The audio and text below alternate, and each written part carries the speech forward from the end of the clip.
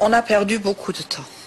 On a perdu 10 ans pendant lesquels on n'agissait pas parce qu'on ne voyait pas la nécessité d'agir en commun.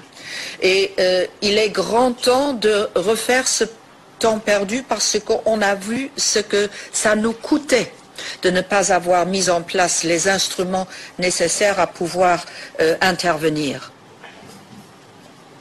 Il faut lentement mais sûrement comprendre qu'il n'y a plus de politique intérieure nationale. Il n'y a plus que des politiques européennes qui sont partagées dans une souveraineté commune. Qu'il n'y a plus de politique intérieure nationale. C'est la DG ECFIN. Leur mission, surveiller les comptes publics des 27 pays d'Europe. Est-ce que vous êtes une espèce de gendarme des finances publiques au niveau européen ? C'est exactement le cas, effectivement. Comme je vous le disais, on vérifie, on s'attache à faire respecter le pacte de stabilité et de croissance et notre but ici, c'est de faire en sorte qu'il soit bien suivi par l'ensemble des États membres de l'Union européenne. Détaché à Bruxelles, il obéit maintenant aux autorités européennes. Sa tâche, veiller à ce que les 27 États membres, dont la France, respectent la règle d'or. Le déficit public ne doit pas dépasser 3% du budget national. Nous, on vérifie que ces critères sont bien respectés et s'ils ne le sont pas, on met en place certains mécanismes visant à ramener les États membres dans les clous du pacte.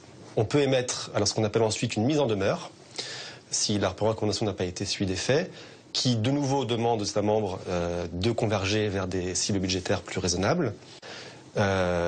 Et puis si ça n'est toujours pas le cas, alors on peut se mettre en place des mécanismes de sanctions financières qui peuvent aller jusqu'à une amende de 0,2 points de PIB pour les États membres de la zone euro uniquement. Pour la France, ça représenterait 4 milliards d'euros à peu près. La France sous surveillance. C'est ici, dans ces couloirs anonymes, où se succèdent des bureaux étroits, que se joue donc une amende de 4 milliards d'euros que nous aurions à payer. Le scénario, hélas, est possible. La France, comme 11 autres États européens, est dans la catégorie des mauvais élèves. Depuis mars 2013, la Commission peut demander à modifier les projets de budget de ces États avant même leur adoption par le Parlement. Nicolas Filippone, 32 ans, sorti de nos grandes écoles, est l'un des 15 spécialistes de la section France, celle qui scrute jour après jour notre économie. On parle des trajectoires des déficits publics, on parle de réforme des retraites, on parle de chômage des jeunes, on parle du fonctionnement de Pôle emploi. Pour la France, en 2012, donc il y avait cinq recommandations. Extrait du dossier France, préparé par Nicolas Filippone, 32 ans. Les procédures applicables au licenciement continuent d'engendrer des coûts potentiellement importants pour les employeurs. Autrement dit, en France, les salariés sont trop protégés lorsque les entreprises veulent licencier.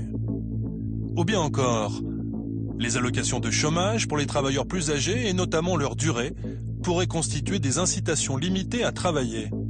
En clair, il faudrait réduire la durée de ces allocations.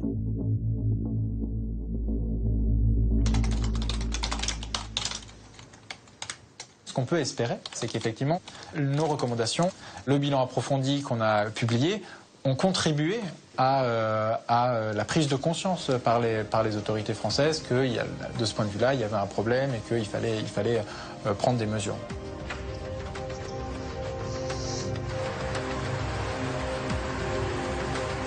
Dans le meilleur des mondes de Bruxelles, des technocrates, loin du terrain et des réalités sociales, décident sur un ordinateur comment doit évoluer notre régime des retraites ou le système d'allocation des chômeurs.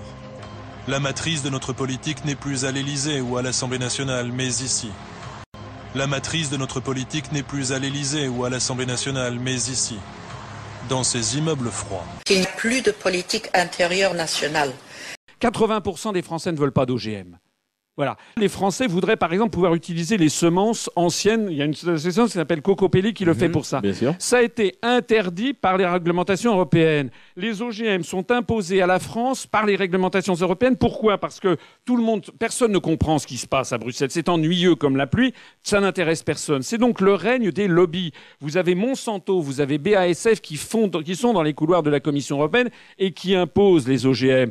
Vous savez ce qui s'est passé en France ? La France a traîné pour transposer en droit français les directives communautaires sur les questions des OGM. Nous avons été condamnés par la Cour européenne de justice à les introduire en France sous peine d'une astreinte de 153 000 € par jour de retard. Il n'y a plus de politique intérieure nationale.